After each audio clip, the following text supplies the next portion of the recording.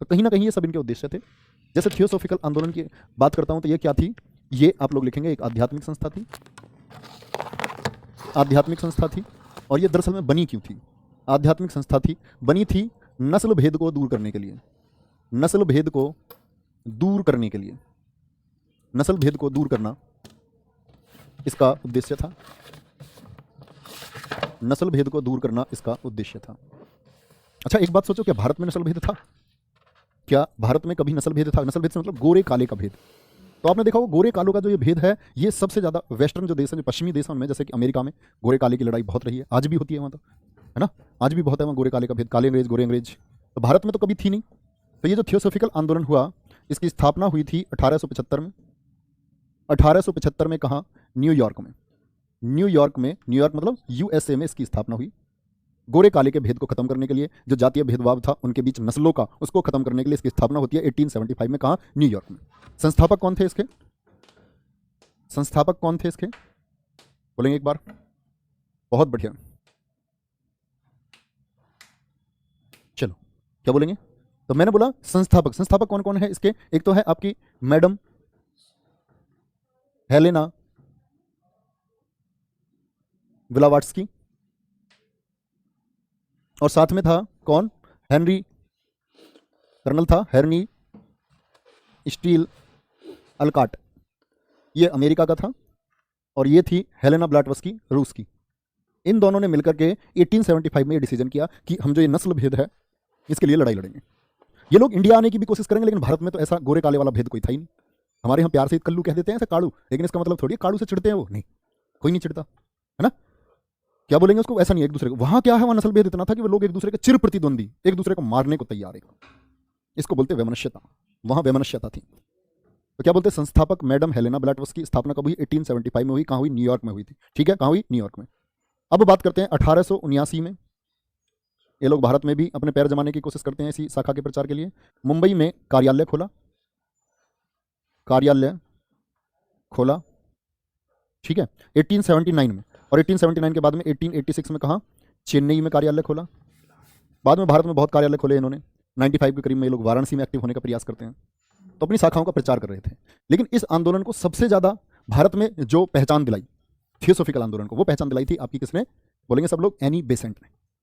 क्योंकि Annie Besant इसके active member रहेंगी और भारत में आकर के अब वो देखेंगे भारत में नस्ल भेद तो है ही नहीं, तो अब क्या करें। तो वो भारत में बाल विवाह, जो जाति व्यवस्था के आधार पर भेदभाव है, जाति के आधार पर तो भेदभाव है भारत में बहुत है, तो जातीय आधार पर जो भेदभाव है उसके लिए संघर्ष करने लग जाती हैं। ये लोग अपने इस जो उद्देश्य था इसको भारत में थोड़ा सा बदल लेंगे, है ना। थियोसॉफिकल आंदोलन की बात मैं कर रहा हूँ, किसने, फाउंडर बहुत पूछे जाते हैं, स्थापना कब हुई पूछी जाती है, आप लोगों से याद रखना इस बात को। अब आ जाते हैं इसमें किसकी बात करेंगे, एनी बेसेंट की, लिखना 1889 में एनी बेसेंट थियोसॉफिकल आंदोलन से जुड़ी, क्योंकि इनका तलाक वगैरह हो गया था, पति थे इनके पादरी, पोप होते हैं जो, बहुत अच्छे संबंध इनके रहे नहीं। एनी बेसेंट थियोसॉफिकल आंदोलन से जुड़ी, आयरलैंड की हैं ये, आयरिस, आयरिस बोलते हैं इनको, आयरलैंड की। कौन, Annie Besant, Annie Besant theosophical आंदोलन से जुड़ी हैं। और याद रख लेना, एनी बेसेंट जो है ये 1847 में जन्मी और 1933 में मृत्यु हो गई थी इनकी, मृत्यु इनकी भारत में हुई, इसीलिए पूछा जाता है स्थल कहाँ, अडियार चेन्नई में। कहाँ, अडियार, अडियार कहाँ पड़ता है, ये आपका चेन्नई में। लेकिन इनके सबको, इनकी ऐसी इच्छा थी कि मुझे वाराणसी ले जाया जाए, तो इनके सबको कहाँ लेकर के गए थे, वाराणसी लेकर के गए थे, ठीक है, कोई दिक्कत, बहुत बढ़िया। चलो भाई, तो हमारा जो मेन फोकस है क्लास का वो समझने का होना चाहिए किस पर, एनी बेसेंट पर। आप लोग समझ गए होंगे एनी बेसेंट 1893 में, एनी बेसेंट किससे, थियोसॉफिकल से जुड़ी, और 1893 में भारत आई। एनी बेसेंट भारत कब आती है, 1893 में भारत आई, ठीक है। अब देखो शाखाएं तो पहले ही खुल चुकी थी थियोसॉफिकल की, ये बाद में आई हैं, और इनका काम था नस्ल भेद ढूंढना, कहीं नस्ल भेद तो नहीं है, ऐसा कुछ था नहीं, तो ये बहुत ज़्यादा पॉपुलर नहीं हुई थियोसॉफिकल सोसाइटी भारत में। तो इन्होंने क्या काम किया, एनी बेसेंट ने अपने जो उद्देश्य थे वो बदले। इन्होंने देखा कि गोरे काले का भेद नहीं है, तो यहाँ जातीय व्यवस्था है, जातीय व्यवस्था के खिलाफ लड़ाई लड़ते हैं, जो जातीय भेदभाव है। देखो वर्ण व्यवस्था के पक्ष में थी, वर्ण व्यवस्था को सही मानती थी, लेकिन ये कहते थे ठीक है वर्ण बांट दिया, लेकिन फिर एक दूसरे में वैमनस्यता क्यों है, ये उस चीज के लिए लड़ाई लड़ी थी, जातीय भेदभाव नहीं होना चाहिए। तो 1893 में भारत आई, समझेंगे। 1893 में क्या आती है, भारत आई, कौन, एनी बेसेंट। बहुत इंपॉर्टेंट क्वेश्चन है, बहुत इंपॉर्टेंट क्वेश्चन है, ठीक है। भारत आने के बाद में आपको याद रख लेना है, इन्होंने 1898 में सेंट्रल बनारस में सेंट्रल हिंदू कॉलेज की स्थापना की, सेंट्रल हिंदू कॉलेज की स्थापना की, सेंट्रल हिंदू कॉलेज की स्थापना इन्होंने की। और यही सेंट्रल हिंदू कॉलेज है जो बाद में 1960 में क्या बन जाएगा, 1916 में, 1916 में ये बन जाता है बीएचयू, बनारस हिंदू विश्वविद्यालय, जो बाद में 1916 में पंडित मदन मोहन मालवीय जी के प्रयासों के चलते हुए, मदन मोहन मालवीय के प्रयासों के चलते बनारस हिंदू यूनिवर्सिटी, बनारस हिंदू विश्वविद्यालय यानी बीएचयू बन गया, बीएचयू बन गया। इसी साल, अगले बात आएंगे, याद रख लेना, जो आपकी कौन है इसी वर्ष एनी बेसेंट में, ब्रदर्स ऑफ सर्विस, क्या बोलूंगा, ब्रदर्स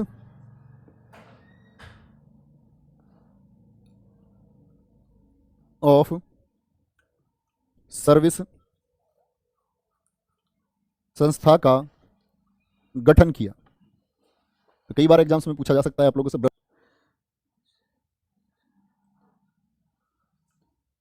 ब्रदर्स ऑफ सर्विस संस्था किसकी है, तो बोलना एनी बेसेंट की है। और इसका काम ही क्या था, तो इन्होंने देखा थियोसोफिकल आंदोलन इतना चर्चित नहीं हो पा रहा है, तो इन्होंने इसका नाम बदलने का सोचा। तो नाम बदलने के बाद में फिर उन लोगों ने सोचा कि यार थियोसोफिकल आंदोलन नाम नहीं बदलो, आप एक काम करो, एक संस्था और चला लो।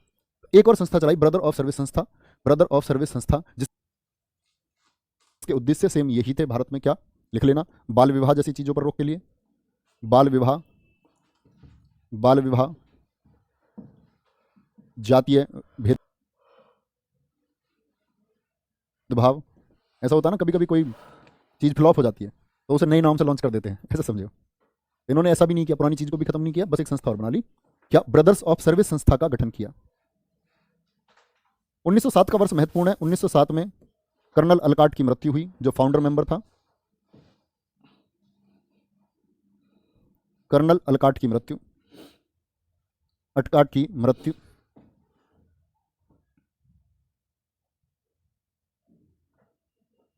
अब मृत्यु हो गई तो फिर अध्यक्ष बनी थी कौन, तब अध्यक्ष बनी थी एनी बेसेंट, और एनी बेसेंट अध्यक्ष बनी। एनी बसंत मत लिख देना, कभी सोचा जी इंडिया आगे तो इनको बसंत कर दो या बसंती कर दो, नहीं, एनी बेसेंट अध्यक्षा बनी। अध्यक्ष भी नहीं लिखेंगे, क्या लिखेंगे, महिला है तो अध्यक्षा। एनी बेसेंट अध्यक्षा बनी कब, 1907 में, ये बात आपको याद रखनी है, ठीक है। फिर मैंने बताया, आगे इनके बारे में मैं बताऊंगा जब होम रूल आंदोलन आपको पढ़ाऊंगा। 1917 में याद रख लो, छोटी सी बात, ये कांग्रेस की अध्यक्ष बनी, कांग्रेस की अध्यक्षा ये बनी, कांग्रेस की अध्यक्षा बनी। अध्यक्ष का स्त्रीलिंग अध्यक्षा है ना। अब इनसे जुड़े हुए आंदोलन पढ़ाएंगे, होम रूल अभी हम होम रूल नहीं पढ़ेंगे, होम रूल आंदोलन हम पढ़ेंगे जब प्रथम विश्व युद्ध की स्थिति बनेगी, तो हम लोगों को ये अंदाजा होगा कि अब अंग्रेज कमजोर होंगे और ये सही मौका है अब हम लोग अपनी आजादी की मांग करें। तो 1916 में ऐसा ही एक संगठन बना था, एक तो आपके तिलक साहब चलाएंगे और एक किसने चलाया था, एक चलाया था एनी बेसेंट का। तिलक जी का होम रूल होगा, 1 सितंबर 1916 का आपका एनी बेसेंट जी का होम रूल होगा। तो होम रूल हम आगे पढ़ेंगे, है ना। घर का शासन, गृह शासन, इनके पत्रों के बारे में मैं आपको बताऊंगा, कॉमनी वॉल, न्यू इंडिया, जो पत्र इन्होंने लिखे प्रथम विश्व युद्ध के दौरान में, तो वो हम वहीं पढ़ेंगे। ओके, ठीक है। विकास कुमार जी, मैंने बोला तो मैं आज की मीटिंग में बोलूंगा हिंदी के लिए, मीटिंग होगी आज 4 बजे, जरूर मैं बोलूंगा भैया, जरूर मैं भैया जी से बोलूंगा इस बात के लिए, कोई दिक्कत। चलो, उसी वर्ष में है बच्चे, सेम ईयर में निशा पाल। चलो हाँ, चलें आगे, यहां तक की बात में कोई दिक्कत किसी को। फिर लिखो रामकृष्ण मिशन, एक संस्था लिखना, रामकृष्ण मिशन, 1897, रामकृष्ण मिशन 1897।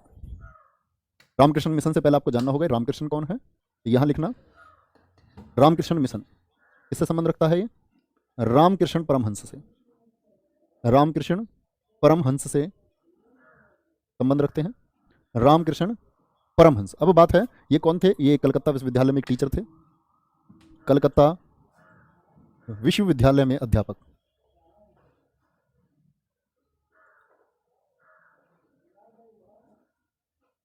ठीक है। लिखना रामकृष्ण परमहंस, इनके शिष्य कौन है? इनके शिष्य कौन है? ये थे स्वामी विवेकानंद। कौन है? स्वामी विवेकानंद जी। और स्वामी विवेकानंद जी की बात करते हैं, इन्हीं का नाम था क्या? नरेंद्र, नरेंद्रनाथ दत्त, बचपन का नाम है इनके का। कोई दिक्कत? तो रामकृष्ण जो ये नाम है, ये किसका नाम है? रामकृष्ण परमहंस जी का नाम है। और रामकृष्ण परमहंस कौन है? स्वामी विवेकानंद जी के गुरु थे। नाम को देखकर ही अपने आप में एनर्जी आ जानी चाहिए आप लोगों के अंदर, क्योंकि स्वामी विवेकानंद वो नाम है जिससे हर छात्र इंस्पायर और होना भी चाहिए। लेकिन एक बात पर प्रश्न हम लोग करते हैं कि स्वामी विवेकानंद जी भारत के राष्ट्रीय आंदोलन से कभी जुड़े नहीं रहे। देखा आपने, कभी सुना? कोई ऐसी सहभागिता नहीं थी। और धार्मिक रूप से इन्होंने काम किया। तो इनकी इतनी प्रसिद्धि का कारण क्या है? इनकी प्रसिद्धि का कारण है कि जो भारत का वेदांत दर्शन था, भारत के वेदांत दर्शन को, यानी कि जो हिंदू धर्म की ताकत थी, वेदांत दर्शन पता क्या बताता है? हमारा वेदांत दर्शन आधारित है कर्म पर। और हमारा धर्म ये कहता है कि हमें दूसरे के परोपकार और भलाई पर ध्यान देना चाहिए। बहुत बड़ी फिलॉसफी है वेदांत दर्शन की। तो वेदांत दर्शन का इन्होंने प्रचार प्रसार दुनिया में किया, और भारत विश्व गुरु है। और भारत की महत्ता को स्वीकार करवाने का काम दूसरी जरजमीन पर कौन कर रहा है? वो स्वामी विवेकानंद जी कर रहे थे। ठीक है, देखो एक बार। तो स्वामी विवेकानंद जी के बारे में प्रश्न बहुत बार बनते हैं। तो ये जो रामकृष्ण मिशन चला था, ये दरअसल में, ये मत लिख लेना रामकृष्ण परमहंस जी ने चलाया था। रामकृष्ण मिशन स्वामी विवेकानंद जी ने चलाया था। तो आप समझ गए क्यों चलाया था? अपने गुरु के लिए चलाया था। बहुत प्रेम करते थे अपने गुरु से, अथाह प्रेम। किसी महिला से इश्क नहीं किया इन्होंने, इससे प्रेम किया, अपने गुरु से प्रेम किया। अपने गुरु की शिक्षाओं को ये चाहते थे, मेरे गुरु ने मुझे जो शिक्षाएं दी है मैं उनको प्रचारित और प्रसारित करूं, बाकी लोगों तक पहुंचाऊं। उसके लिए इन्होंने एक मिशन चलाया, रामकृष्ण मिशन। कहाँ का? कलकत्ता। ठीक है, यहाँ देखेंगे ध्यान से। तो स्वामी विवेकानंद जी के बारे में बात करेंगे भैया। महिला से इसकी बात पर ध्यान आया कि एक बार जब वे विदेश में थे तो एक महिला ने इनसे कहा था कि मैं चाहती हूँ कि आप मुझसे शादी कर लो, तो मेरे एक तेजस्वी पुत्र का जन्म होगा। तो इन्होंने कहा था कि आप मुझे अपना बेटा स्वीकार करो, इससे आपको पुत्र भी मिल जाएगा, और भाई आपका ध्येय जो है यही तो, एक तेजस्वी पुत्र, तो आपको एक बेटा मिल जाएगा और तेजस्वी भी मिल जाएगा, दोनों चीज़ें फुलफिल हो जाएंगी। क्योंकि कह रही थी शादी के बाद में तेजस्वी पुत्र पैदा करना है। तो स्वामी विवेकानंद जी के बारे में बात करते हैं। तो जन्म इनका हुआ है 12 जनवरी 1863 को। नमन करना चाहिए आप लोगों को, नमस्कार करना चाहिए स्वामी विवेकानंद जी के नाम पर आंख बंद करके। क्या एक बार इनके नाम को आपको स्मरण करना चाहिए। 12 जनवरी 1863, ठीक है। कहाँ? कलकत्ता में हुआ है। बात आती है यहीं देखना, इनकी मृत्यु कब हुई थी? 1902 में। कुल 39 वर्ष की अवस्था तक ये जिए भी है। और नाम आप लोग जानते हैं, इतना विशाल नाम है, इतना विशाल नाम है कि जिसके बारे में कुछ भी शब्द कहना गलत होगा। चर्चित कहाँ होते हैं देखना। 1897 में क्या चलाया? रामकृष्ण मिशन को चलाया। अगर मैं यहाँ बात करता हूँ आपका बेलूर मठ, 1897 में ही, तो ये तो बाद में है इनकी प्रसिद्धि के बाद में। पहले मैं एक घटना बताता हूँ आपको। कब की घटना है? घटना की बात कर लेते हैं आपका 1893 में, ठीक है। 11 सितंबर, नोट करना, 1893 में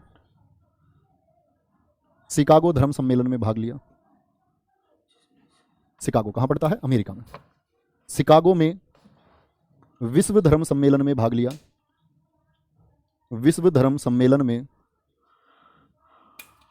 सम्मेलन में भाग लिया। यहां से सबसे ज्यादा चर्चित हुए थे, ठीक है। 30 वर्ष की अवस्था थी इनकी। और जब ये शिकागो पहुंचे तो इनको पता था कि शिकागो में क्या हो रहा है, सभी धर्मों के लोग आ रहे हैं। और स्वामी विवेकानंद जी जब वहां तक पहुंचे तो लोगों से मिलते हुए पहुंचे, जुलते हुए पहुंचे, लोगों तक अपने विचारों को ये भेज रहे थे। तो वहां तो बहुत सारे लोगों का ये मानना था कि स्वामी विवेकानंद जी यहाँ बोलने ही नहीं चाहिए, नहीं चाहते थे। वहीं इनकी मित्रता हुई, आपके एक अंग्रेज मित्र बने इनके अध्यापक, तो उन्होंने, उनकी वजह से इनको बोलने का मौका दिया गया। वहाँ ये बोले, किसके धर्म, किस चीज़ के लिए बोला इन्होंने? तो अमेरिकी भाइयों और बहनों कह करके बहुत एक शानदार इनको स्पीच दी गई, जिसमें ये बोला गया कि इन्होंने, मतलब दी थी स्पीच, जिसमें इन्होंने बोला था कि लोग कहते हैं ना कि इनको सब लोगों को थोड़ा थोड़ा समय दिया जा रहा था। तो इनके थोड़े से समय के बाद में सब लोगों को रोका जाता, ठीक है आप अपनी बात पूरी करें, दूसरे किसी को संबोधन के लिए बुलाया जाता। लेकिन जब इन्होंने अपने शब्द कहे तो काफ़ी देर तक बोलते रहे। और बोलते हैं कि अमेरिकी भाइयों और बहनों कह करके जो इन्होंने शुरू किया, उसके मूल तत्व थे, इन्होंने कहा था कि मैं नमन करता हूँ ऐसी धरती को, और मैं मतलब गर्वित होता हूँ ऐसे धर्म से कि मेरा जो जन्म स्थान है, देश की तारीफ कर रहे हैं वहाँ जाकर के, भारत के बारे में बोल रहे हैं कि मैं उस जमीन से आता हूँ जिसने सबके लिए बाहें फैलाई हैं। हम लोगों ने हर धर्म के प्रताड़ित लोगों को जब कहीं जगह नहीं मिली तो भारत ने जगह दी। मैं उस देश से आता हूँ जिसने पूरी दुनिया में, जब यहूदियों की आप जानते हैं यहूदियों की विश्व युद्ध से पहले हिटलर के द्वारा क्या स्थिति की गई थी, उससे पहले भी यहूदियों पर अत्याचार हुए, तो हम वो हैं जिन्होंने यहूदियों को स्थान दिया। यानी पूरी दुनिया में मैं ऐसी भूमि से आता हूं जिसने पूरी दुनिया के संकटग्रस्त लोगों को अपनाया है। और मूल बात क्या थी? इन्होंने कहा था कि दुनिया विकसित कब होगी, तो एक सिद्धांत आता है, इन्होंने कहा था पश्चिम के भौतिकवाद को, भौतिकवाद का मतलब है बच्चे कि जो उधर पश्चिम से मतलब है European countries, American countries, Bharat के पश्चिम में देखो आप, वर्ल्ड मैप जानते हो ना ऐसे, तो यहाँ इंडिया हो गया, इधर आपका नॉर्थ अमेरिका, साउथ अमेरिका हो गए, इधर यूरोप हो गया, है ना, भारत से। तो ये भारत के पश्चिम के देश हैं, इधर देश हैं भारत के पश्चिम के देश हैं। तो इसने बोला पश्चिम के भौतिकवाद, यानी पश्चिम में जो विज्ञान है, सीधी सी बात है, पश्चिम का विज्ञान आधुनिक था पूर्व के मुकाबले। पश्चिम के भौतिकवाद, और हम पूर्व में आते हैं दुनिया के, पूर्व के अध्यात्मवाद को, अध्यात्म हमारा ऊपर से हमेशा था, पूर्व के अध्यात्मवाद को यदि मिला दिया जाए, यदि मिश्रित कर दिया जाए या मिला दिया जाए तो इसके विशेष परिणाम होंगे। तो इसके विशेष परिणाम होंगे, परिणाम मतलब इसके विशेष नतीजे हमको मिलेंगे। देखो कितनी शानदार बात कही है। बोले कि उनकी साइंस डेवलप है और हमारा, हम स्पिरिचुअल तरीके से डेवलप है, आध्यात्मिक तरीके से, वेद वेदांतों की शिक्षा से हम डेवलप हैं। इन दोनों चीजों को मिलाओ, साइंस को मिलाओ किसके साथ में, अध्यात्म के साथ में, तब जो रिजल्ट आएगा वो सबसे बेहतर होगा। ठीक है, ये इनका सिद्धांत था भैया। बड़ी पॉपुलरिटी हुई, कहते हैं स्वामी विवेकानंद वहां यूएसए में इस विश्व धर्म सम्मेलन के बाद में छा गए। ठीक है, चलो शक्ति सिंह जरूर बात करूंगा भैया, एडवांस मैथ की बात भी कर लेंगे। यहां तक कोई दिक्कत? इतनी बात में प्यारे बच्चे कोई दिक्कत? स्वामी विवेकानंद जी ने क्या कहा था और विश्व धर्म सम्मेलन में इन्होंने क्या बोला था? ठीक है, इन्होंने बोला पृथ्वी के समस्त उत्पीड़ित धर्मों के लोगों को हमने गले लगाया है, मैं गर्व करता हूं कि मैं ऐसी धरती से हूं। चलो तो कोई दिक्कत नहीं। इसके बाद में क्या होता है, यहीं के बाद में इन्होंने एक स्टेटमेंट दिया था, जब तक अपने लक्ष्य तक ना पहुंचो, जब तक अपने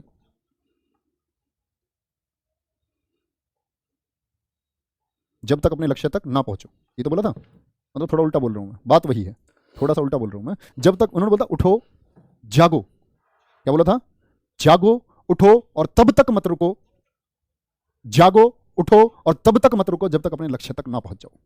ठीक है, जब तक अपने लक्ष्य तक ना पहुंचे तब तक न रुके, तब तक नहीं रुकना चाहिए। बहुत जबरदस्त उस टाइम का मोटिवेशन है, आज भी छात्रों के दिल में बसा हुआ है।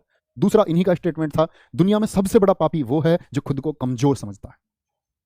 दुनिया में सबसे बड़ा पापी कौन है? जैसे बहुत सा बच्चा सोच लेता जी मैं पढ़ाई में कमजोर हूं, राइट में कोई बच्चा मिला, उसने फटाफट से अपना एडवांस मैथ का सवाल कर दिया, आपको लगा यार इसका तो मैथ बहुत अच्छा है, तो यूपी पुलिस क्या भैया, ये तो बीटेक है, तो यूपी पुलिस के लिए कुछ भी नहीं है। नहीं, ऐसा नहीं। कहीं आपकी कोई कमजोरी है, उसको सुधारने का प्रयास करो और उसके साइड में जिसको आप मजबूत कर सकते हैं उसको बहुत मजबूत कर लो। समझ रहे? तो इन्हीं का क्या था, क्या बोला था इन्होंने, जो खुद को कमजोर समझे वो सबसे बड़ा पापी है। इनकी बुक्स आई भैया, बुक्स आई, बुक्स कौन कौन सी है इनकी? कर्म योग, ज्ञान योग और राजयोग। बुक्स कौन कौन सी हैं? कर्म योग बड़ी प्रसिद्ध पुस्तक है, ज्ञान योग, राजयोग। तो ठीक है, ज्ञान योग तो इनके मरणोपरांत प्रकाशित हुई थी, मरणोपरांत प्रकाशित हुई है इनकी। कौन सी बुक थी? ये थी आपकी ज्ञान योग। ठीक है, चलो क्या बोलेंगे, कर्म योग, ज्ञान योग, राजयोग, मरणोपरांत इनकी पुस्तक प्रकाशित हुई, जहां इन्होंने कर्म योग के बारे में लिखा कि व्यक्ति को अपना, मतलब पढ़ोगे तो ही जान पाओगे। कर्मयोग की अगर मैं बात बताऊं आपको, जैसे गीता से भी जो कर्म का सिद्धांत आया, कहां से आया है? गीता से आया है। दुनिया में आपको मतलब कुछ भी करोगे, ठाली भी रहोगे तब भी कर्म करना पड़ता है, और यही कर्म किस दिशा में है, कैसा करते हो, यही आपके विकास तक आपको पहुंचाता है। ठीक है, ईश्वर तक यही पहुंचाता है। तो हमेशा हर चीज के लिए कर्म करना पड़ता है। तो बहुत कुछ है पुस्तक में, कर्म योग है, ज्ञान योग और राजयोग। याद रखने वाला, संगीत कल्पतरु किसकी बुक है? संगीत कल्पतरु पुस्तक किसकी है? स्वामी विवेकानंद जी की है। माई मास्टर बुक किसकी है? माई मास्टर बुक किसकी है? My master. इंस्पायर्ड टॉक किसकी पुस्तक है? इंस्पायर्ड टॉक किसकी पुस्तक है? क्या बोलेंगे? इंस्पायर्ड टॉक स्वामी विवेकानंद जी की पुस्तक है। जैसे स्वामी विवेकानंद जी के पास जब कमरे में बैठे थे, अंग्रेज गया था ना, ऐसा बुक्स लगी हुई टेबल पे, साइड में स्वामी विवेकानंद जी लेटे हुए थे, बुक्स रखी हुई हैं इधर। तो सबसे नीचे थी भगवत गीता। उन्होंने कहा यार स्वामी, आप लोग गीता को फॉलो करते हो, आप कहते हो दुनिया के सारे तथ्य भगवत गीता में, हर समस्या की, हर जड़ का, हर उस परेशानी का समाधान इसके द्वारा किया जा सकता है, कितनी भी बड़ी समस्या हो। आपने किताबों को नीचे दबाया हुआ है भगवत गीता को, सुनी होगी आप लोगों ने कहानी।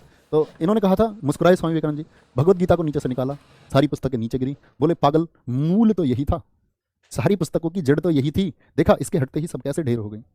तो बड़े मतलब अच्छे तरीके से लोगों को, जब इनके पास कोई अपने समाधान लेके जाता था, इसी तरह समझाते थे। जैसे इन्होंने एक व्यक्ति को समझाया कि वो व्यक्ति आया, उन्होंने बोला स्वामी जी मतलब मेरी एक परेशानी है, और परेशानी ये है कि मतलब किसी समस्या को लेकर के आया, बोले जी मैं इस समस्या से अपनी हल नहीं कर पा रहा हूँ, मैं अपने आप को एकाग्र नहीं कर पा रहा हूँ, अपना ध्यान में एक जगह नहीं रख पा रहा हूँ।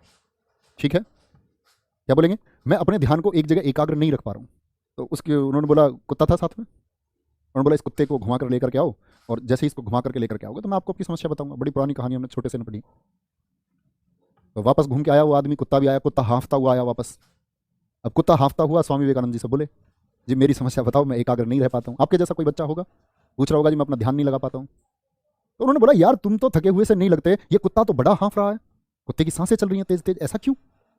तो उन्होंने क्या बोला, वो आदमी कहता है कि स्वामी जी मैं तो सीधे सीधे चल रहा था, ये कुत्ता इधर भाग रहा था, कभी कभी इधर भाग रहा था, कभी इसको इधर कुछ दिख जाए इधर भाग जाए, कभी इधर कुछ दिख जाए तो इधर भाग जाए, कभी ऊपर कुछ दिख जाए, कभी नीचे कुछ दिख जाए। तो ये कुत्ता था, भाग रहा था इधर उधर, इस वजह से ये हाँफ रहा है, थक रहा है।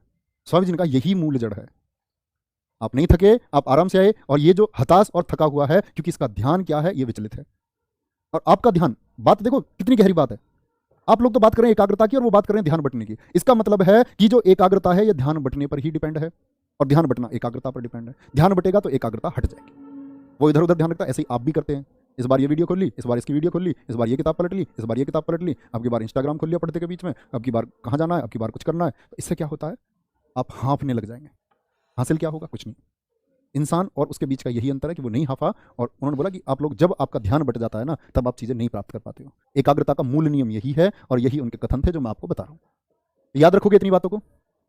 पत्र लिखेंगे इनके, स्वामी विवेकानंद जी के पत्र कौन से थे? पत्र जाने जाते हैं इनके, तो उद्बोधन जो बंगाली में लिखा था इन्होंने, उद्बोधन किस भाषा में था? बंगाली भाषा में था, ठीक है। और एक था इनका प्रबुद्ध भारत, जो अंग्रेजी में लिखा था इन्होंने। प्रबुद्ध भारत लोगों की, इसके लिए वेदांत दर्शन के प्रचार के लिए।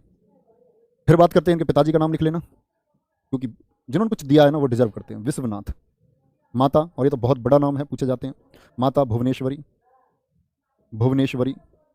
भाई भूपेंद्र नाथ, भारत के एक्टिविस्ट रहे हैं अच्छे, स्वतंत्रता आंदोलन के, जेल काटी है इन्होंने भूपेंद्र नाथ जी ने। जुगांतर, जो जुगांतर है ना आपका, जुगांतर पत्रिका, जुगांतर आश्रम, जिसने स्वतंत्रता संग्राम लड़ा, उसके एक्टिव मेंबर रहे हैं इनके भाई, बड़े भाई थे इनके। कोई दिक्कत भी है इतनी बात में? चलो नेक्स्ट टॉपिक अपना शुरू करते हैं हम लोग। नेक्स्ट टॉपिक है हमारा भारतीय राष्ट्रीय आंदोलन। भारतीय राष्ट्रीय आंदोलन, ये एक समय की घटना है, ये लगभग उसी समय की घटना है। देखो 1875 में थियोसॉफिकल हुआ। इधर से 19 जो आपकी क्या बोलेंगे उसको, 19वीं शताब्दी थी, 20वीं शताब्दी आपकी बोलोगे, 20वीं शताब्दी चल रही थी, 1900 के करीब में काम हो रहे हैं। 18वीं से मतलब 19वीं शताब्दी में वो काम हो रहे थे सारे। तो ये एक दूसरे के समकक्ष घटनाएं हैं, देखना ध्यान से। भारतीय राष्ट्रीय आंदोलन, यहां से हमारा चैप्टर शुरू होगा। अब वो राजनीतिक सारे संगठनों को हम पढ़ेंगे जो आज़ादी के लिए लड़े। तो भारतीय राष्ट्रीय आंदोलन को हम 3 भाग में विभाजित करते हैं। कितने भागों में? 3 भागों में। इसका पहला चरण, ठीक है, पहला चरण, इसका द्वितीय चरण और तृतीय चरण, यानी कि तीसरा चरण, तृतीय चरण। 3 चरणों में बांट करके इसको हम पढ़ते हैं। अगर मैं बात करता हूं पहले चरण में, हम पढ़ते हैं 1885 से लेकर के 1905 तक। यानी अभी बताऊंगा मैं आपको 1885 में क्या हुआ था, कांग्रेस की स्थापना। कांग्रेस की स्थापना, ठीक है, कांग्रेस की स्थापना। द्वितीय चरण की बात करते हैं, द्वितीय चरण है 1905 से 1919, 1905 से 1919, ठीक है। इसको हम बोलते हैं, क्या था ये, उग्रवाद का चरण। उग्रवाद का चरण। जैसे कांग्रेस कई बार टूटेगी, कई बार जुड़ेगी, नरम दल और गरम दल होंगे। नरम दल और गरम दल है ना, जैसे नरम दल गरम दल में सबसे प्रमुख आदमी थे कौन? गरम दल मतलब जो ऐसे लोग थे, भगत सिंह जैसे लोग, सुभाष चंद्र बोस जैसे लोग, चंद्रशेखर आजाद जैसे लोग। तो इनके पहले के लोग जो थे, नरम लोग कौन थे? बनर्जी जैसे लोग, दादा भाई नेहरू जी जैसे लोग। तो इनमें सबसे लाला लाजपत राय थे, आपके गरम दल के थे। ऐसे ही इनमें एक प्रमुख व्यक्ति विपिन चंद्र पाल, लाल बाल पाल, आपने नाम सुना होगा, लाला लाजपत राय, बाल गंगाधर तिलक, और पाल में विपिन चंद्र पाल। विपिन चंद्र पाल थे पहले उदारवादी, मतलब नरम दल में थे।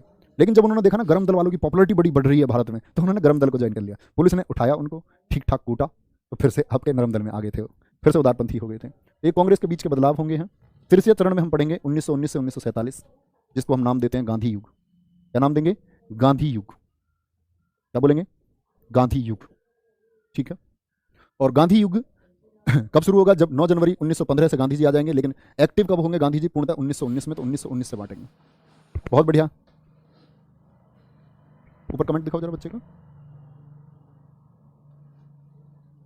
गुरुजी जब स्वामी जी जीवित थे, बच्चे मैंने बताया एक किताब बाद में प्रकाशित हुई है, एक किताब बाद में करा लेते हो प्रकाशित। आज भी है मार्केट में, आप जाकर के खरीदो ज्ञान योग कर्म योग। जब खरीदोगे जब भी तो मिलेंगी। हमारे पास है, क्यों है? लेके आए तभी तो। आप लेके आओ, पढ़ो अच्छे से। मार्केट में है, सब किताबें हैं मार्केट में, क्यों नहीं है? चलो भाई तो यहाँ आता है पहले चरण को शुरू करेंगे 1885 से। तो प्रथम चरण पढ़ना, आप घटनाओं को समझ जाना, खुद ही समझ जाना। अगर मैं बता रहा हूँ आपको 1915 तो उसका मतलब दूसरा चरण पढ़ रहे हैं। मैं आपको बता रहा हूँ भारत छोड़ो आंदोलन 1942, समझ जाना तीसरा चरण पढ़ रहे हैं। समझ जाएंगे, थम्स अप करेंगे एक बार, बार बार लिखने की जरूरत तो नहीं है। बहुत बढ़िया, बोलो एक बार, चलो बोलो फटाफट से। बताएंगे नरम दल गरम दल की सारी बातें करेंगे, वर्ल्ड हिस्ट्री पढ़ोगे।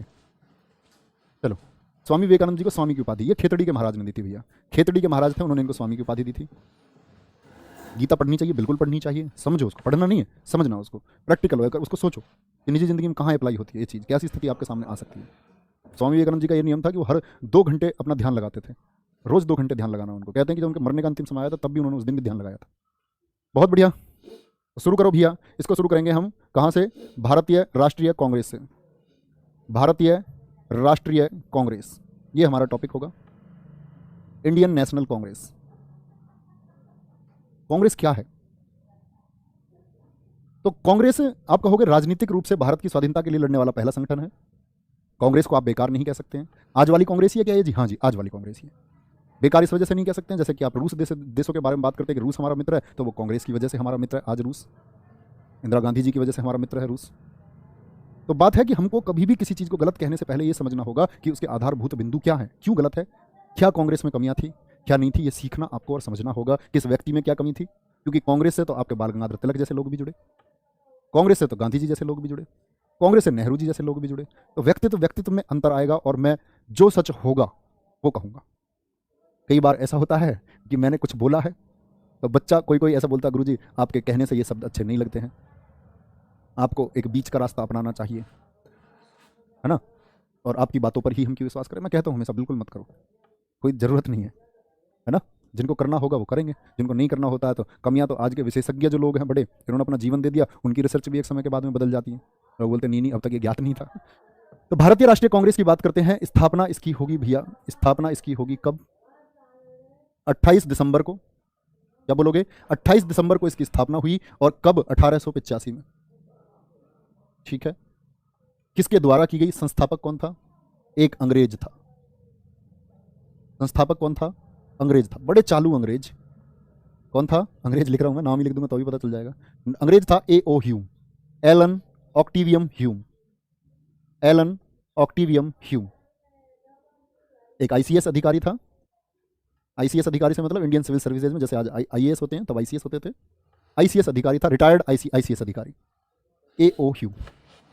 जैसे आप लोग देखेंगे ध्यान से, लाला लाजपत राय की बात करता हूं मैं। चलो बहुत बढ़िया, बिल्कुल भगत सिंह जी के बारे में सब कुछ पढ़ाएंगे, तेजस्वी खारे, आपको कोई निवेदन करने की जरूरत नहीं है। बहुत विशेष तरीके से पढ़ाऊंगा बच्चे, जितना आप जानने की कोशिश करते होंगे ना कि हमें पता होना चाहिए, वो सब अवगत आपको कराऊंगा मैं। संस्थापक कौन है कांग्रेस के? एलन ऑक्टिवियम ह्यूम है।